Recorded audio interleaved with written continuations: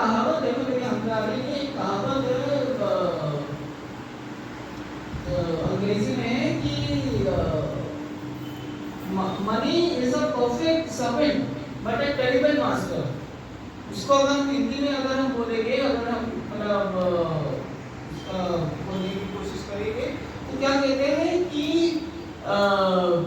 जो आपका पैसा है, पैसा जो है बहुत अच्छा आपका नौकर है, जब तक आपके साथ है तब तक बहुत आपका साथ देगा, लेकिन जिस दिन उसकी आपको कमी पड़ गई, जरूरत पड़ गई, तो उससे बुरा कोई नहीं होगा। पैसे से जो पैसे एक बार अगर आपको उसकी लत पड़ गई और एक बार उसका आप अपना आप को डिपेंडेंट पा लेंगे, लेकिन अध्यात्म ऐसा नहीं करता है। अध्यात्म भगवान की कृपा ऐसा नहीं करती है। एक कमजोर आदमी के, एक दुर्बल आदमी की सबसे बड़ी जो डांटी बैसाखी जो होती है वो भगवान की कृपा ही होती है। और हम जानते हैं जब सब कुछ छूट जाता है, डॉक्टर भी कह देते हैं अब भगवान के भरोसे है। तो जो हमारा जो पूरा जीवन सब कुछ भगवान भरोसे है, तो हमारा भरोसा इधर उधर क्यों डामाडोल हुआ करता है ना? अगर हम एग्जाम परीक्षा देने जा रहे हैं बोर्ड की, तो हम उस बोर्ड के जहाँ पे सेंटर लगा है ना बोर्ड का, उधर ही जाएंगे। उसकी पड़ोस वाली दुकान में नहीं, वो स्कूल में नहीं अपना बोर्ड के एग्जाम देने चले जाएंगे। या कोशिश कर लीजिए बोर्ड के एग्जाम अपने सेंटर के सिवाय कहीं और अपना आईडी कार्ड लेकर। हम भी देखते कैसा बोर्ड दे पाते हैं। जिधर आपको सिखाया जा रहा है, जिधर आपको ज्ञान मिल रहा है, उधर ही जाएंगे ना जिस स्कूल में आप हैं। और अगर स्कूलों की बात होगी, अगर आपको ऐसा कुछ कंपेयर करना है, सबसे प्रथम स्कूल में आप आकर किधर उधर क्यों जाना चाहेंगे? अगर आपका एडमिशन बच्चे का, हम क्या करते हैं, बच्चे का एडमिशन किधर कराना चाहिए? सीएमएस में कराना चाहिए, क्या एफटीएस में कराना चाहिए, या कौन सा सेंट डोमिनिक वगैरह जितने भी सेंट फ्रांसिस के सबसे अच्छे यहाँ के जो नामी स्कूल और इंटर कॉलेजेस वगैरह है, उसमें और कहीं और में क्या अंतर होता है? जो क्वालिटी होती है, जो टीचर्स होती है, जो सुविधाएं होती है, वहाँ स्विमिंग पूल मिल जाएगा आपको, और स्मार्ट लर्निंग होगी, प्रोजेक्टर से सिखाएगा, कुछ भी होता है आजकल, जो भी होता है। देखिए क्या है ना कि अब जैसे हम इसी का उदाहरण ले रहे हैं, स्कूल में क्या है आजकल स्मार्ट लर्निंग है। स्मार्ट लर्निंग की तरह से चलती है, इंटरनेट से चलती है।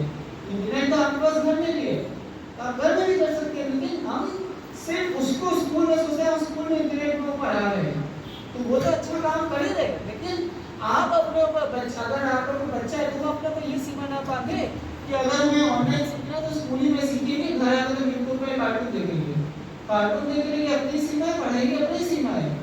जब अपना पूरा जीवन आप क्या सही है क्या गलत है उसमें निकाल देते, क्या खाना हमारे लिए सही है, क्या खाना हमारे लिए गलत है, तो जब अध्यात्म आता है, जब भगवान का कर्म करने की आपको वो एक वो मिलता है, आपको एक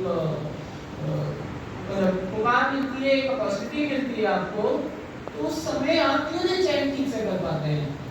तो ये भी एक समझने की बात है कि जब ऐसी उपलब्धियां आपको प्राप्त हो रही है, अच्छा कई बार ये भी होता है, एक आदमी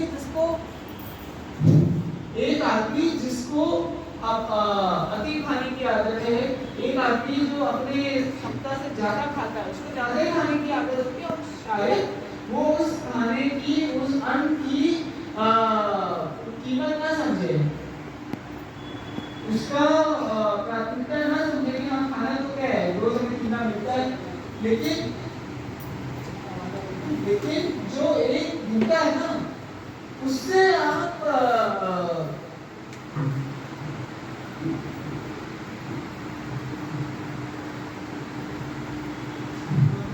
एक भूखा व्यक्ति है ना, उससे आप जो है खाने की और उसकी कीमत समझिए, जिसको दिन का 2 बार 3 बार या एक बार भी शायद खाने को नहीं मिल रहा है। ऐसे में क्या होता है, कई बार खाने में आप डाइटिंग कर सकते हैं, अध्यात्म में कोई डाइटिंग नहीं होती है। अध्यात्म में जितना मेहनत करेंगे, जितना अपने जीवन में उतारेंगे कम है, जितना उतारेंगे उतना आपके स्वास्थ्य के लिए, आपके शरीर के लिए, आपके आत्मा के लिए तो है ही अच्छा है। मान लीजिए ना, जैसे शरीर के लिए हम लोग अन्न खाते हैं, आपकी आत्मा को उस अन्न की आवश्यकता है या शरीर की भी आवश्यकता नहीं है, किसी की आवश्यकता नहीं है, ना गर्मी की ना ठंड की। भगवान ने क्या कहा, आत्मा को ना पानी पिला सकता है ना कुछ जला सकता है, आत्मा असीम है। भगवान आत्मा तो परमात्मा का एक अंश है, लेकिन उस आत्मा को एक पोषित रखने के लिए और स्वस्थ रखने के लिए अपने उसमें जब तक वो शरीर में किसी और शरीर में को धारण करेगी, वो आपको शरीर अलग है।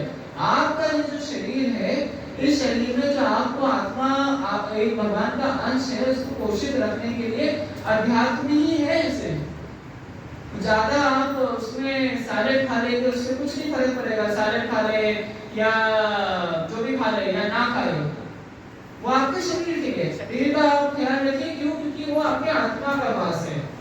लेकिन प्राथमिक रूप से तो आपको सिर्फ अपनी आत्मा का ही ख्याल रखना है, सिर्फ अपने आत्मा की ही फिक्र करनी है आपको। आप यहाँ क्यों है? आपका शरीर यहाँ पर है, लेकिन आप यहाँ पर अपने शरीर के लिए नहीं, अपने आत्मा के लिए, वो आत्मा जो आपके शरीर को यहाँ तक चलाते हुए लाई है। खाना कहीं भी मिल जाएगा, खाना आजकल कहीं भी मिल जाएगा, momo, samosa, pizza, burger, Chinese, Italian, खाना मिल जाएगा। लेकिन आप में ना कोई वैरायटी नहीं होती है, कोई क्यूजिन नहीं होता है कि ये हिंदू अध्यात्म है, ये मुस्लिम अध्यात्म है। देखिए पटवान ऐसे बताने वाले, बांटने वाले आपको बहुत मिलेंगे। तुम उच्च जाति के हो, तुम नीची जाति के हो, तुम ये हो, तुम महिला हो, तुम पुरुष हो, तुम स्त्री हो, वगैरह हो। तो वो बताने वाले, मेन्यू पढ़ने वाले अनेक मिल जाएंगे, लेकिन खाना खाना होता है। और जब आपको भूख लगती है ना, तो आपको पिज्जा बर्गर की भूख नहीं लगती, खाने की भूख लगती है। भैया कुछ खाने को मिल जाए, उसको नहीं होता अरे हमें पिज्जा खाने को मिले, बर्गर खाने को मिले। उस समय सूखी रोटी भी बहुत होती है। तो ऐसे ही जब आपकी आत्मा को भूख लगती है, तो आप इधर उधर क्यों ढूंढना शुरू करें कि कहाँ अध्यात्म का पिज्जा, अध्यात्म का बर्गर है आपके सामने। भूख होती है, जब आपको पेट को खाना चाहिए होता है ना, आपको जो पिज्जा बर्गर चाहिए होता है, वो आपके मन को, दिमाग को चाहिए होता है, पेट को नहीं चाहिए होता है। पेट को आप अगर पोषक खाना देंगे, उसको वही चाहिए। एक पालक के पत्ते में ज्यादा उसको पोषण मिल जाएगा एक पूरे पिज्जा से। तो ये सब जो रुचियां हैं, ये सब जो अलग अलग पहचाने हैं, वो खाने और अपने शरीर तक सीमित रखिए। आत्मा को सीमित करने की कोशिश मत करिए, आत्मा नहीं सीमित होगी। उस आत्मा को सीमित करने में और उसमें सोचने में कि हमें पिज्जा बर्गर चाहिए, जो है आपको खाना नहीं मिलेगा। देखिए क्या होता है ना कि जब एक बच्चे लोग एक कुछ एज के हो जाते हैं, तो उनके अलग अलग शौक होते हैं। किसी को पिज्जा पसंद है, किसी को बर्गर पसंद है, लेकिन ठीक है, शौक होते हैं, वो तो खाना है, पिज्जा बर्गर खाना है। लेकिन जो है उसके बाद भी माँ का खाना माँ ही का खाना होता है।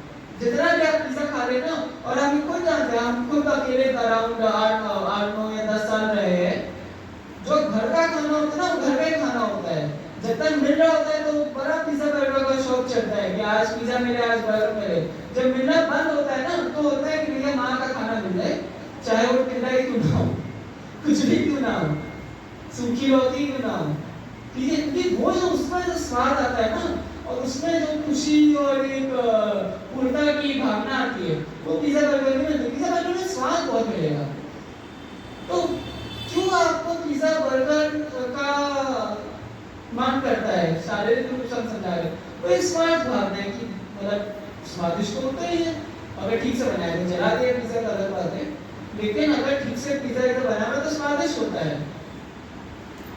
लेकिन वो जरूरी नहीं है कि आपके शरीर के लिए अच्छा हो। पिज्जा बर्गर क्योंकि स्वादिष्ट होता है, इसका ये माने नहीं है कि पिज्जा बर्गर बोले कुछ भी हो, पास्ता जो भी हो, मोमो हो, समोसा वगैरह जो भी हो, मीठा हो ज्यादा या कुछ भी हो, तो वो आप क्योंकि वो आपको स्वार्थ को पूर्ण करना है, आपके स्वादिष्ट लग रहा है, इसका माने ये नहीं कि आपके लिए वो सच में अच्छा है।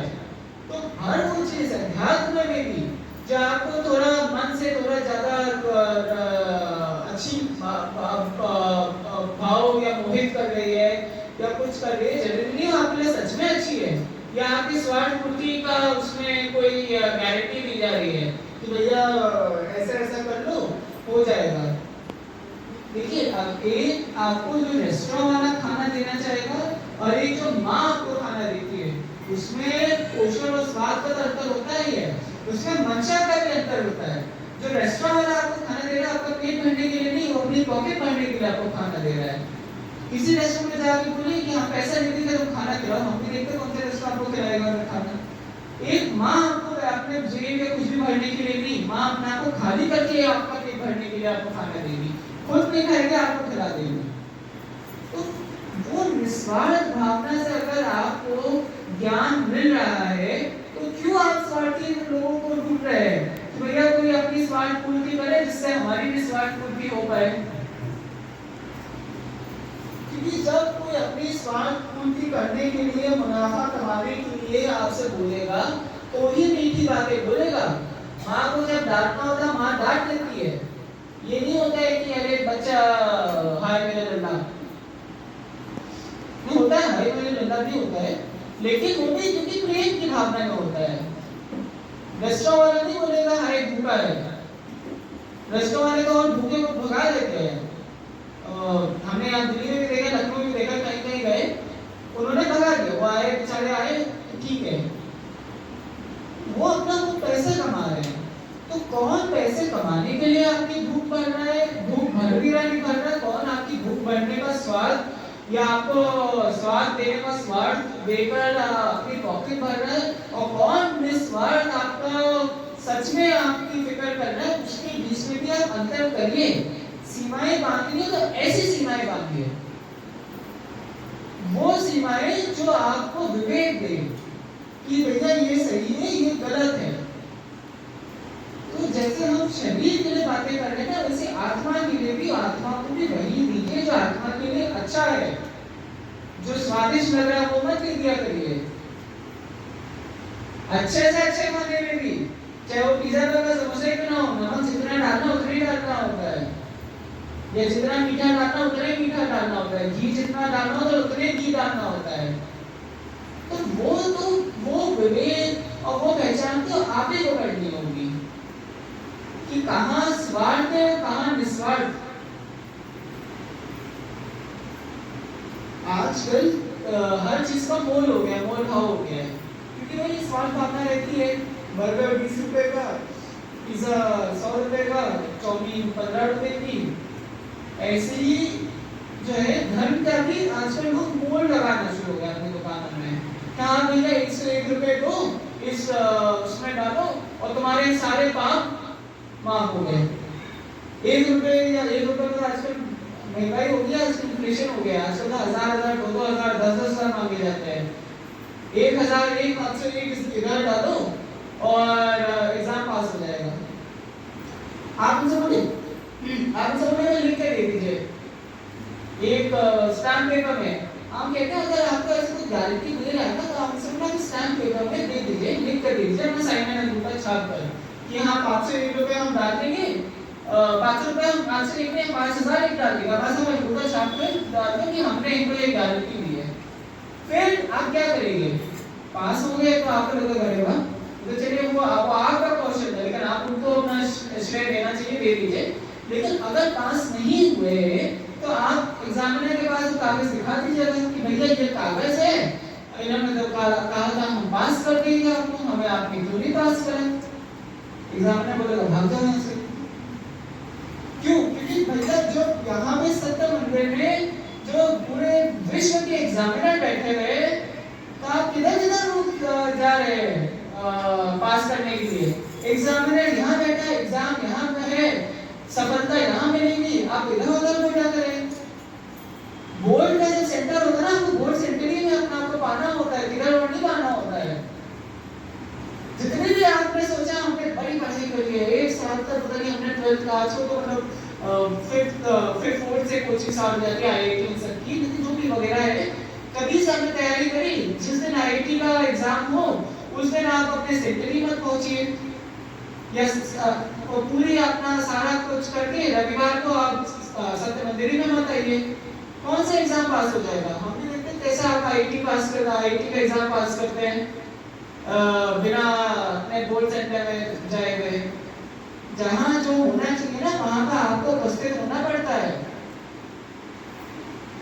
दशहरे के दिन आपने जितनी भी मिठाइयाँ बांट ली, जितनी भी पूजा पाठ कर लिया, अगर आप बोर्ड सेंटर में नहीं थे तो एग्जाम पास नहीं हुआ आपका, फेल है आप।